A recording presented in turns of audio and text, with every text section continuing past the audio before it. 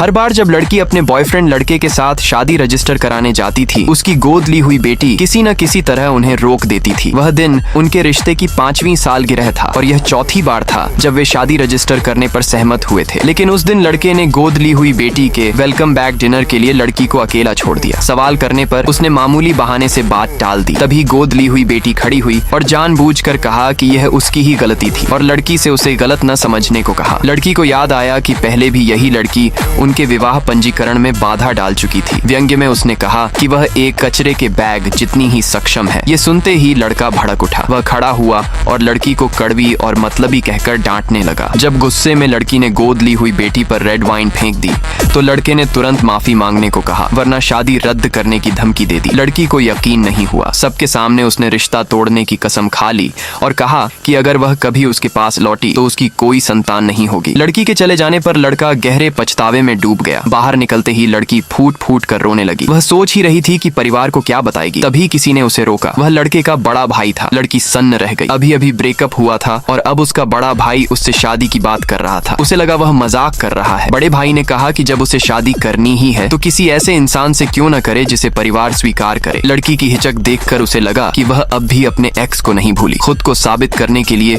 लड़की ने शादी के प्रस्ताव पर हाँ कर दी। ये सोचकर उसे अजीब संतोष मिला कि वह अब उसकी भाभी बन जाएगी। उसे नहीं पता था कि बड़े भाई ने यह सब पहले से प्लान कर रखा था। अगले दिन लड़की विवाह पंजीकरण कार्यालय पहुंची और जल्दी ही रजिस्ट्रेशन पूरा हो गया। बाहर जाते समय बड़े भाई ने उसे रोका और कहा कि अब वे पति पत्नी हैं और अलग नहीं रह सकते। उसी वक्त लड़का अपने खामोश फोन को देख रहा था, सोचते हुए कि लड़की माफी मांगने क्यों नहीं आई। दोस्तों की बात मानकर उसने इंतजार करने का फैसला किया। उस रात बड़ा भाई उसे अपने घर ले गया और बताया कि अब यही उसका वैवाहिक घर है। जब लड़की ने सोने की जगह पूछी तो उसने कहा कि अलग रहने का कोई इरादा नहीं है। यह सुनकर लड़की शर्मा गई। जैसे ही वह हटने लगी, बड़े भाई ने उसे अपनी बाहों में खींच लिया और चिढ़ाते हुए कहा कि शादी की हिम्मत है लेकिन नजदीकियों की नहीं। यह बात लड़की को चुभ गई। उसने अचानक उसे पकड़कर जुनून में चूम लिया। बड़ा भाई दंग रह गया। बात आगे बढ़ने ही वाली थी कि वह अचानक उठकर चला गया और लड़की मन ही मन मुस्कुरा उठी। अगले दिन लड़के ने होश संभालकर फोन किया लेकिन लड़की का फोन बंद था। वह चैट ऐप पर भी ब्लॉक हो चुका था। उधर लड़की बड़े भाई की बाहों में सो रही थी। जागते ही सामने का नजारा देखकर वह चौंक गई। चुपके से निकलने की कोशिश में बड़े भाई ने उसे रोक लिया। उसने अपनी अंगूठी देखी। उसने कहा कि भले ही शादी धूमधाम से नहीं हुई लेकिन उसे वह सब मिलेगा जिसकी वह हकदार है। लड़की को याद आया कि कैसे उसने अपने एक्स के लिए